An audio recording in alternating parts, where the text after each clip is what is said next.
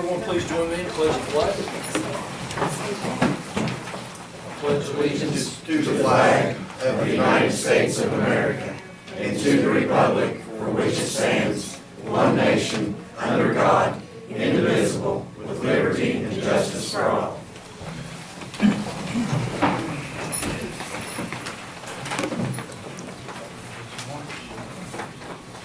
This is the Lincoln County Commission regular session, April 17th, 2014 at 6 p.m.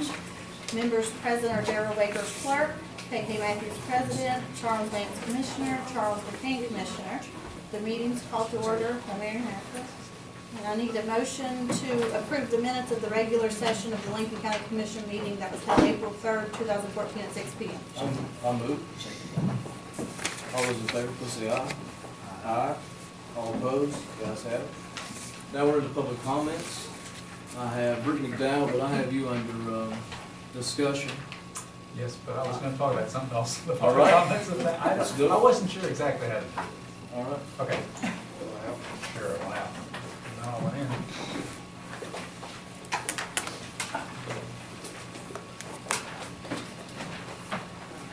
I wanted to give you an update on Camp Lakeview.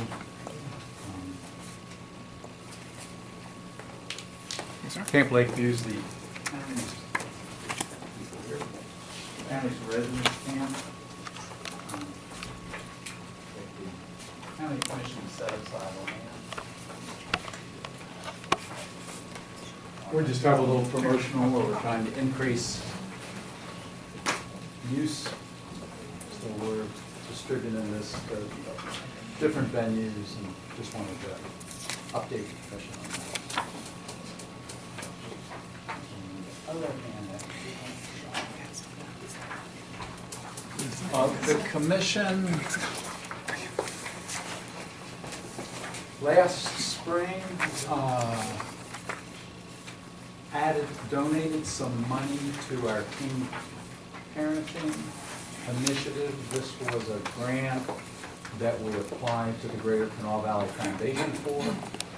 What you've got here is a research finding that we did. One of the pieces of the grant was to look at the possibility of establishing a daycare center at the high school in 2014.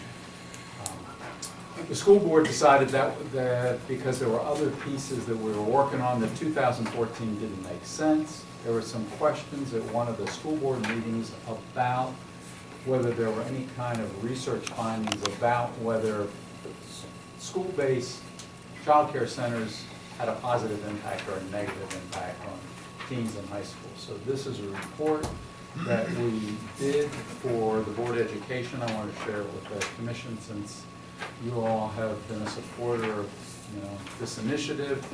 Unfortunately, where we are now is that the board has decided to wait at least 2 more years before they consider a daycare center at the high school. So, Have they seen the results of it?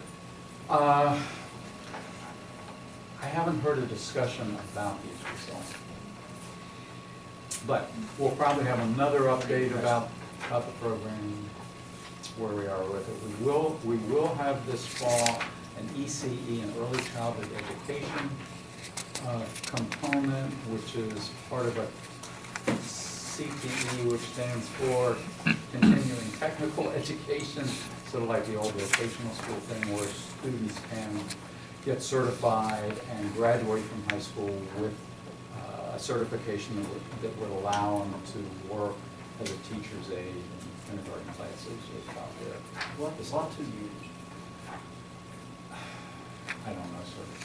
Wish I did. Just looking at the numbers you show there, it's not impacting the next 2 years, we're gonna have problems. We know with the results of this, we know what those problems are gonna be. So Yes. It just seems to me, in the field I'm in, once we find out things that work like that, we try to make them a lot better instead of holding out for a year or so. Thank you. Ron Flora, You're on the agenda. I just signed this, but I thought that's part of the protocol. No. Okay, and then there was someone else that signed in, and I can't read the writing. Maybe it's just a vote. All right. Since we're finished with public comment, let's go to discussion of possible concern action. Rick McDowell. Okay. I just sort of waited in the wings. Okay, two things that I had asked the commission to put on the agenda.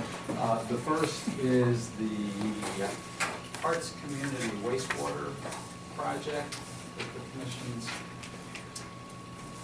been hoping we would move forward. We are.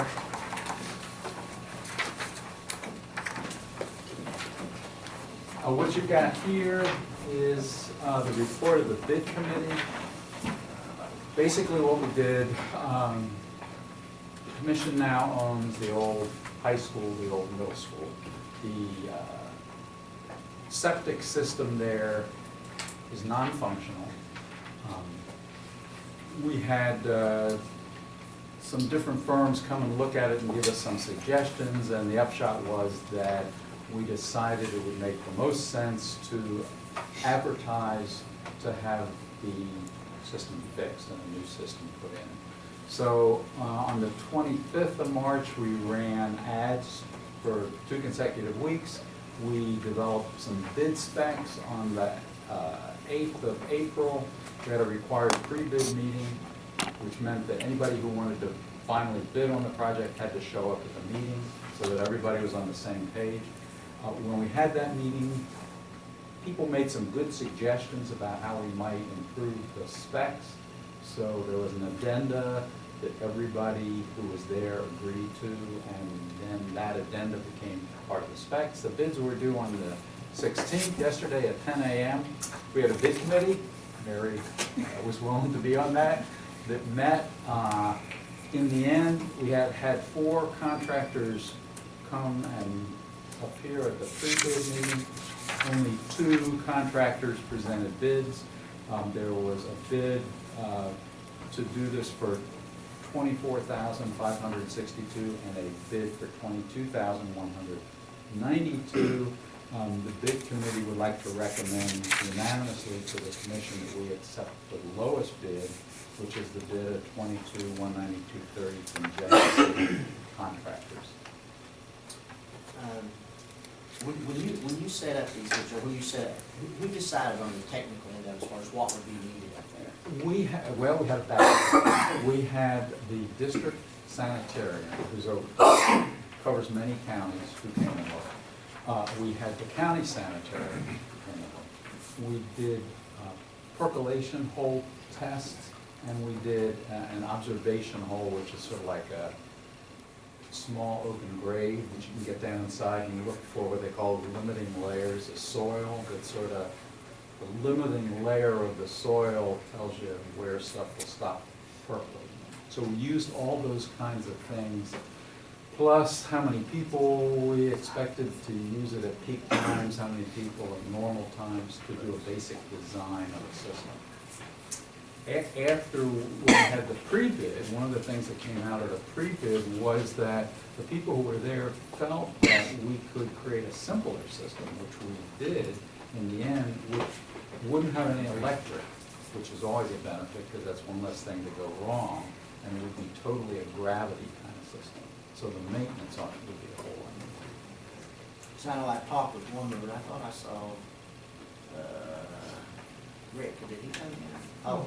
Did you all have some concern? I mean, he mentioned the fact that some people thought that maybe that system could be different and things like that up there. Were you ever in any discussions, or do you know anything about that? I wasn't in any direct discussions with any of the contractors or any of the committee, but discussions with a couple other board members, I understood that, you know, the original design was to have 2 leach beds basically, and having had, like Rick said, I have a pump in between it, needing electrical to feed them both, but I think they decided on, recommended 1 leach bed, One gravity pump. fit, 1 pump, excuse One me. pump. So we wouldn't, I'm sorry, 1 septic tank, Tank. no pump. gravity fed. Gravity. All the leach beds and all would be gravity fed. So it only gravity. Right. So it ends up being a simpler system. I'm assuming it would have, that this is, I mean, it's still a lot of money, but it would be cheaper than what we would have had if we'd have had two But septic that tanks. was the and a question, I pump. guess I've gotten, you know, information that I've gotten was the fact that they felt a more simple system could be used and things like that. The only comment I would have is, you know, we're in the process of acquiring that property, and I don't know where we're at with it or anything yet. Okay, so I don't, you know, I don't know that, you know, I don't want to accept a bid if we don't have the property right. Things of that nature, so Okay.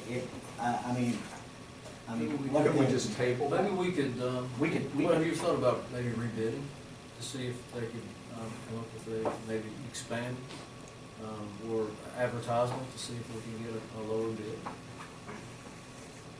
I don't know the legality of, so you just wouldn't accept this bid at all? Well, no. I mean, we have, Well, we did, I think we what- did, now, we didn't advertise in the Gazette. We advertised in our local paper, which is acceptable, has been Well, it's acceptable in the acceptable, of past course. for the stuff we did. Yeah. And we sent letters out to people who had bid on projects, wastewater projects that we've done in the county.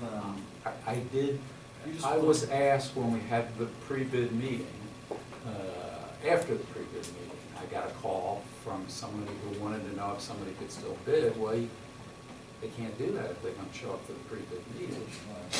This doesn't hardly seem fair to me to have a rebid when you've got two companies already put their bid in and. Bid in.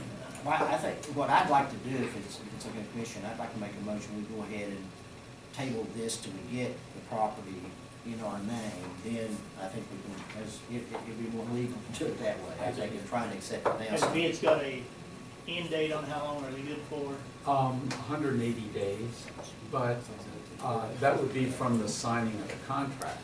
So, and we've got a contract, but there's no need, I don't think, Right. to get the Right. commissioner. Well, I mean, I to think sign that was a the concern contract. of yours as far as getting the property the last time and things like that. Right. I think that's moving on, but we don't have it right now, so I think it's a little premature to accept them right now, so our motion, we go ahead and table these bids till, we get the property, then revisit it at that time. I'll see. All those in favor of the table, please say aye.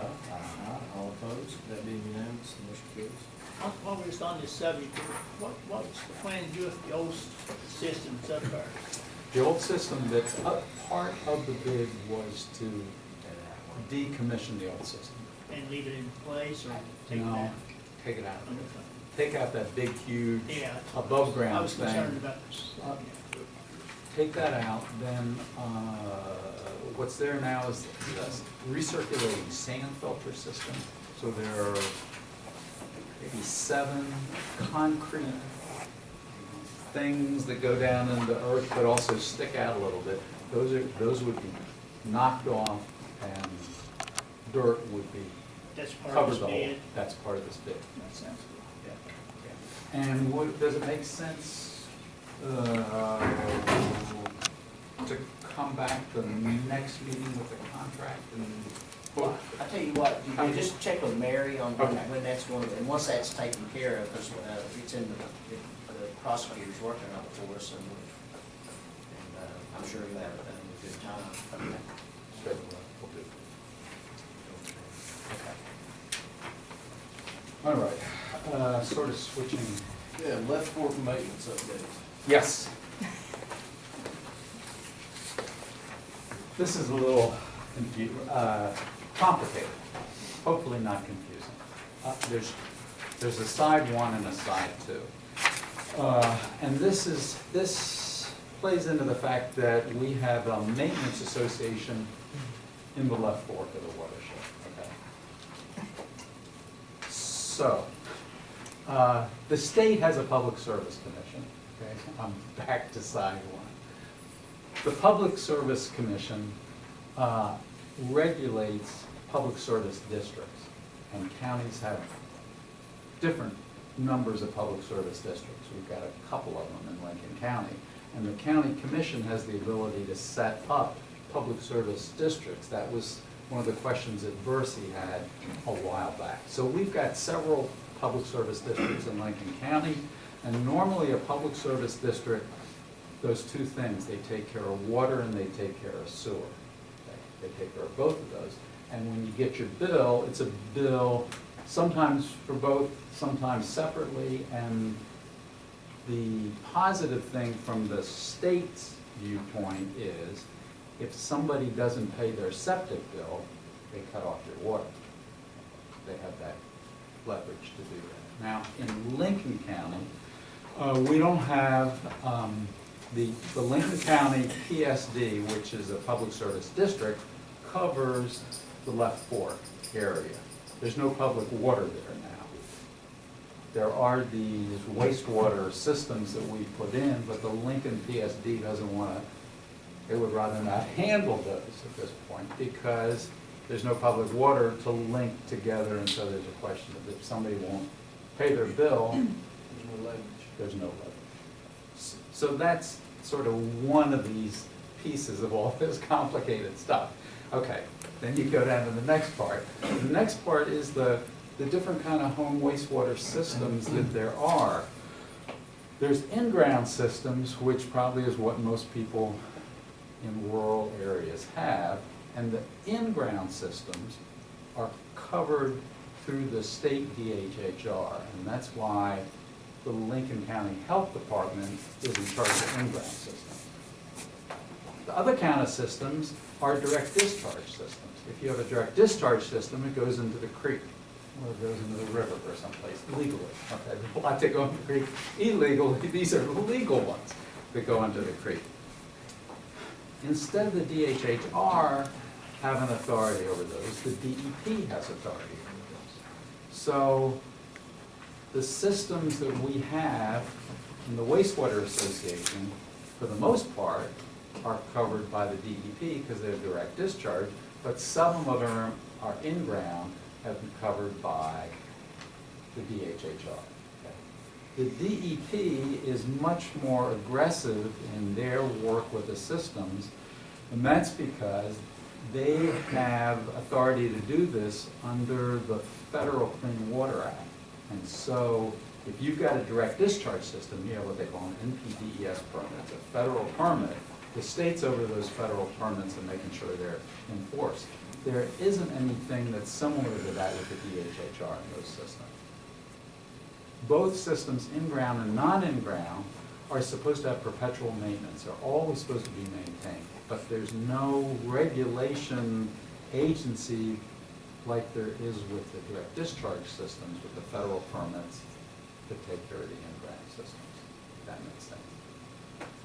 So it's a little, it's very confusing because you have multiple agencies doing multiple things and not always talking to each other very well. Okay, so if you flip over to the other side. This is our Left Fork Wastewater Association. Just a second, Ryan's going to talk a little more about the Left Fork Wastewater Association. It is not a PSD. Okay, it's not a public service district. It's a 501c3 that we incorporated, that they incorporated back in 2010. It's tax exempt, tax exempt in 2011, has a board of directors. Dallas and Lillian are both on the board of directors. They're made up of community people, they're not paid, they're just volunteers. And that organization was set up with the idea that we really wanted these systems to be maintained. It was set up with the idea that if you as a homeowner belong to the Maintenance Association, the association would pay 70% of any costs you had. You pay 30% as a homeowner, and you pay an $8 a month dues to belong to the homeowner. The benefit to the Wastewater Association was that when we set it up, there was money from phase one left over from Hobet's match that we didn't have to end up using because we got enough other match money over the 5 years of the project. That money became the startup for the Wastewater Association. So the association has enough money so it can continue the 70-30 split, which is real good. when we started out the project, we didn't really understand all this. We didn't understand a lot of things. We didn't understand the maintenance, how important it really was, and how necessary it was, and how homeowners really couldn't do it. As we realized that, phase 3, 4, and 5, if you got a system in 3, 4, and 5, you were required, you had to agree to join the wastewater association. People in phase 1 and phase 2 were not required to join, but many of them did. So the goal has always been that even if the wastewater project ends, the watershed association would still be there and the systems would still be taken care of. And we're sort of in a point where we've got some growing pains with this. And I'm not sure what the answer is. We're working with the state trying to figure out. Ryan's going to talk a little bit about that, but we wanted the commission just to have a grasp of how confusing everything was. You've done a great job. You know, one of the thoughts Are is there once, some questions? yeah, and once the water's put into this area, Yes. is the PSD willing then to charge for the wastewater, I mean, things like that? Or, I mean, because they do it all, the other ones that they have wastewater systems. I'm not sure. I think it depends who the board of the PSD is at that moment in time. The other thing that I think could happen would be that there would, like if you look at where the projected water is going to go, it's not going to go every place where we've got systems. Our hope was that we could demonstrate, because we've got books and finances and all this kind of stuff for the system, for the wastewater association, we could demonstrate to a group like the Lincoln PSD that this is not a money-losing project. That it's not a liability that they would take over, that we're able to manage it okay, and it works doing this 70-30.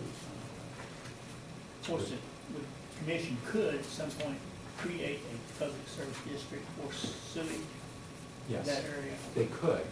The problem, the issue is, I don't know whether it'd be a problem or not, the State Public Service Commission, okay, which has authority over the public service districts, feels like there's too many of these crazy public service districts out there now, and they feel like they have trouble reining them in.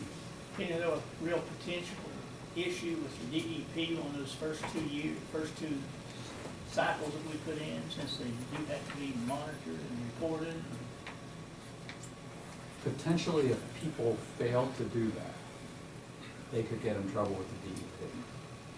And we had a homeowner who came to the commission because the DEP had sent that person a letter saying, you're gonna get in trouble if you don't do I anything. remember that. But that person hasn't gotten in any trouble yet. So I think the other issue is that the state's sort of pulling out their hair or thinking, if we do start bringing the hammer down, how in the world are we gonna do it? Because it's not just the systems that we've put in where there are people who are not doing what they're supposed to. This is a statewide problem. Those people did sign an agreement. They seek the system. Phases 1 and phases 2 did not. Phases 3, 4, and 5 did. So it's phase 1 and phase 2, we're on the Other people, I think we have some, well, the other thing that happens is we're just now getting into the people with phase 3 because when the systems go in, a little more confusion, the contractor who puts the system in is required to maintain the system for 2 years after it goes in. So it takes a little while before it becomes the homeowner's responsibility because of this 2-year state thing. Okay, I'm going to turn it over to Ryan, who's going to clarify everything for you. Didn't mean to set you up for that. That's fine. Not a problem. So, okay. I'm sort of hanging the The first thing I've tried to figure out was like, okay, so this is like the regular old tales old as time, trying to get somebody to do what you want them to do, even if they don't want to. So how do you make that happen? It's like, well, we can try phone calls. You know, we talked about with the maintenance association about sending letters, just certified letters saying, okay, you know, you haven't paid any of these dues that are due to the maintenance association, so you're no longer part of that. Because of that, you could incur consequences or liabilities through the DEP. Which is the reality. I mean, you know, it has to happen, yes. I have a question. And this is the $8 a month due. This is what we're talking about. $8 a month. Now, That's the due that we're talking about, the 1 and 2 right now. right. First two. And it's, at the beginning, they signed an agreement saying, hey, listen, we're gonna pay the $8 dues. Right. And we're gonna upkeep this system, and now it's to the point where, hey, I don't wanna pay the dues. Right. Is that where I'm? That's basically what's happening. It's not everybody. But I mean, it's not originally, like. in phase 1 and 2, they didn't sign. Right, phase 1 and 2, we didn't Phase have one. that. But I went back and got people signed up in phase 1 and 2 in the maintenance association. Now, I'm not 100% that I have everybody, but I know I got the majority of people in phase 1 and phase 2 signed up for the maintenance association, because I would go to their house and bring them an agreement and talk to them about it and say, okay, this is what's gonna happen, these are the terms of, getting a septic system, basically. And so, only recently has this become more of an issue. It's not been something that was an issue in the past, it's just kind of seeming to get bigger. So we're talking like maybe 8 people out of 53, 54, I think, total that are joined in the maintenance association at this point. So I'm thinking about 8 people that I'm gonna send this letter to, basically. And it's just gonna state, you could have consequences unless you join back with the maintenance association and get your permit renewed or, and your system maintained. The other thing that helps is John Perkins, who's in control of the permits at the DEP, is willing to come to a meeting with me, an evening meeting, and discuss, the importance of A, keeping it maintained, and B, what could happen if you don't. I know that it's a little exaggerated, but I know that in the letter, the certified letter that DEP will send to a person that's not keeping their system maintained, it says in it that you could be fined something like up to $20,000 a day or something crazy like that. So, not never happened yet, but I mean, the DEP could enforce a rule if they chose to do such a thing like that. And we want to avoid that. I want to attempt to get as many people to join the maintenance association and stay current with their dues. That's my goal. My goal is not to try to, hurt somebody or make their life miserable. We just want to get them joined back in the maintenance association, let them keep a cheap bill as opposed to more expensive fines or more expensive things that they have to pay for out of pocket, and keep everybody part of the maintenance association. That's my goal. So he's gonna come to an evening meeting, we're gonna have like dinner, we're gonna go spring for some pizzas or something, just as an incentive to try to get these people to come. Let's just hope for the best at this point, and I think the other thing that will help is if somebody from the DEP does come down and or sends letters or more letters, the more word that starts to spread, it will kind of spread the watershed. We'll be like, oh, well, we better, make sure that we're following the rules because they're serious, or, we get some kind of teeth to it that people actually see that, we really need them to do this so that they don't incur bigger problems. If the DEP doesn't follow up, what's the course of action after that, if there is? For us, as a project, there's really nothing I can do other than trying to personally just talk to them, which I've done before, and just trying to, ask them to do that. Or, and we even talked briefly about this, taking somebody to court, I guess, but that would actually still be the maintenance association's deal, see? Because the project is not actually the maintenance association, they're two, separate entities. One of the problems you'll get into is those people that don't have approved systems that we haven't worked with. And then these people, if they come after these people who's tried to put in a good system and things and haven't attempted anything on anyone else that's not done anything, Right. then that doesn't seem fair, and I don't know that, and I think that's always been the rub. We try to take care of as many of these discharge areas that we can, but Right. there's more that are there that we haven't addressed It's or can true. address, and so, and do you come after someone that's tried to do good and put in a good system, or do you go after the ones that never tried at all? And I think that's probably the Yeah. rub that you get into with that, True and that. I don't know what the answer to that is, but I do think that's one of the realities of what we're doing. The other thing that could also eventually happen, obviously, we haven't seen any action of it yet. There was talk at one point, them starting at, just like you're talking about, starting at the northern part of the state and going through to check and see who actually has permitted septic systems and who doesn't. And supposedly they're moving down this way, and it hasn't, obviously, nothing's happened yet in terms of that, but it could get worse for people that don't have that or don't, you know, be part of the maintenance association that could still get, you know, still have bigger problems because of that. But my goal is, I want to keep as many people in the maintenance association as possible, so that's what I'm going to do. The other good news is, we finally got our first system installed for phase 5. So that was wonderful. I was actually pleasantly pleased with as smoothly as it went in. And I was on site both days, so I was there the whole time, you know, helping where I could. And I was pretty impressed with the way it went in and you know, the way it works. So I feel like that was great. So we got one more system in there now, and gonna keep moving forward on that.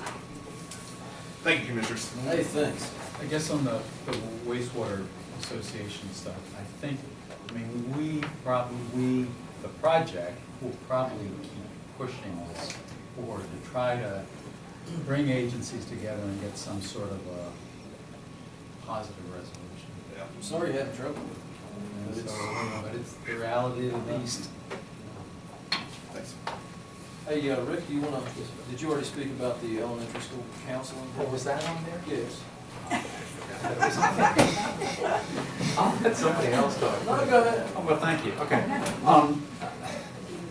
We are applying, this will be the Board of Education, it's gonna apply for a federal grant to the U.S. Department of Education to increase the number of counselors we have in our schools, and it would put counselors in all of our elementary schools.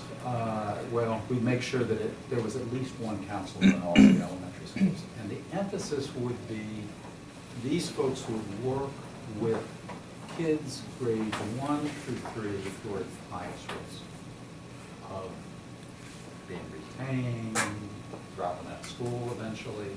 And so the focus would be on these kids, because we feel people know who these kids are at that stage. And all the research and data that we've done have shown that the kids who actually do drop out of school are kids who've been retained multiple times, who have behavior problems in school early on. So the thought is that we would go after these children. We'd have social workers who would work with the home, go into the homes, we give home visits, and we're working toward doing this. What we are trying to make sure happens, because there's a history, unfortunately, of us getting grants to do programs, and then grant money runs out, the program's gone. The story of our lives. So we're trying to develop a sustainability piece with this, and we may actually come back.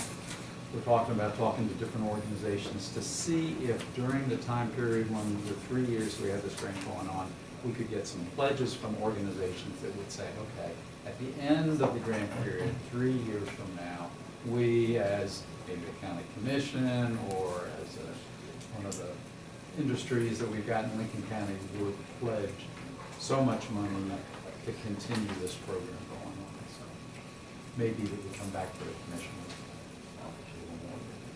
The grant is due the 28th, so the push right now is to get it in.